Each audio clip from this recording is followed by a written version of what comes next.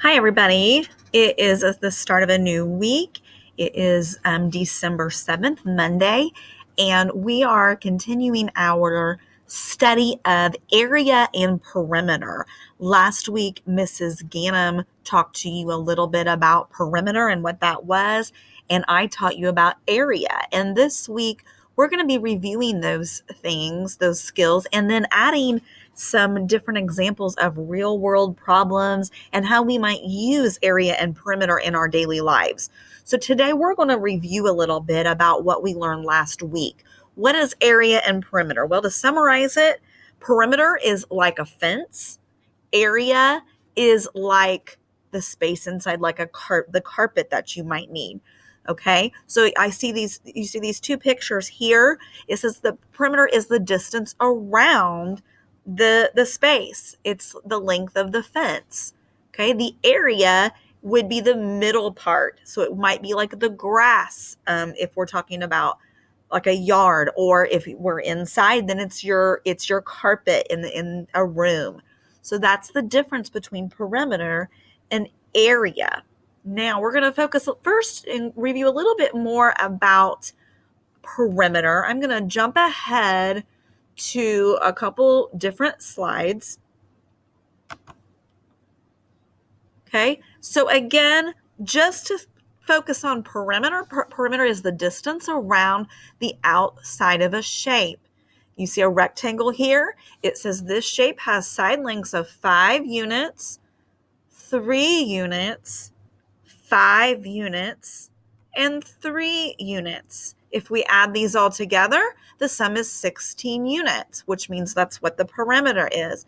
And when we say units, here, I don't know if they're talking about inches or feet or something else, centimeters maybe. If I just use the word units, that could mean lots of things. So we kind of use that as just a generic term or label for that, okay? So this shape, the perimeter is 16 units. Make sure when you add perimeter that you add up the length of all the sides, not just the length and the width. We need to know all of the sides, and we need to add them all up together to get the perimeter of the whole shape. Okay? Here's another example of how to calculate it. It says, suppose this model represents 3 city blocks. You are walking all the way around as the arrow shows. This means that you are walking around the perimeter of these city blocks, okay? We don't want to count the squares. That would be the area. We want to count the edges, okay? So from this corner to the end of this, the first length, that's 1, 2, and 3. So the length is 3, and now I'm going to count the width, which is just 1. So there's 4, 5, 6, 7, and 8. That's how we got our perimeter of 8 blocks. Okay, now we're going to jump down just one more slide and find the perimeter here. I'd like for you to pause this video and see if you can figure out the perimeter of this rectangle. Okay, hopefully you have an answer. We're going to put in our links here in these different boxes, and then we'll add them up, and hopefully that we get the same answer, what you got when you paused the video. So this first length, I'm going to count each space from the corner to the edge here. So there's 1, 2, 3, 4, 5, and 6. So the length is 6. Okay, going down, I just count 1, 2. So we'll put a 2 in there. Okay, now if I know that the top here is 6, then that means the bottom is also 6. So I don't need to count them again unless I just want to double check, but it's the same. And the same with the width. If this side is 2, that means this side is also 2. And when I add them all up, I get what? If you said 16 units, you are correct. Very good job. Now, we're going to review a little bit more about area. Remember, the area is the inside of a shape. So in order to do that, we do what we call tiling. And that just means that we put square tiles of the same size inside of this shape. You can see how they tiled the inside and then they counted them. They covered the rectangle with 15 square tiles. So we can say that this rectangle has an area of 15 square units. Okay. It is important that we say square, not just what the number is. So for example, this square that you see here, we can't just say 9. We need to say 9 square units, because when we cover it with unit squares, that means 9 of them will fit inside of this square. So we would say 9 square units. Another way to find the area is by using multiplication. So instead of counting the squares or adding the rows, then we can use multiplication. This rectangle has a length of 5 and a width of 3. And to find the area, what I would need to do is to multiply 5 times 3, or I can think of it as 3 times 5, 3 rows of 5, and we're starting to learn our multiplication facts, and so I can figure out that the area here is 15 square units. If I count each square, each tile, I should get the same answer of 15. So now we're going to do a little bit of practice together with these shapes that you see.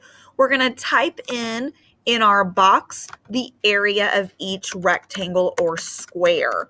You can pause the video as you go along and we'll make sure our answers match. So here we have a rectangle that has tiles, and it's easy to just count those up. When I do that, I see the top row has 6 squares and the bottom row has 6. So that means that this rectangle has an area of 12 square, and I can abbreviate that SQ, period, 12 square units. We don't really know exactly what unit it is, so we're just going to say unit. Okay? The next one, I see a row of 4 and another row of 4 and another row of 4. So I can count them up or do some quick adding of 4 plus 4 plus 4. And you should have gotten 12 square units when you counted that. Okay, this very tiny square down here is next. That one's very easy to count. I can pretty much look at it and I can tell that this square is 4 square units.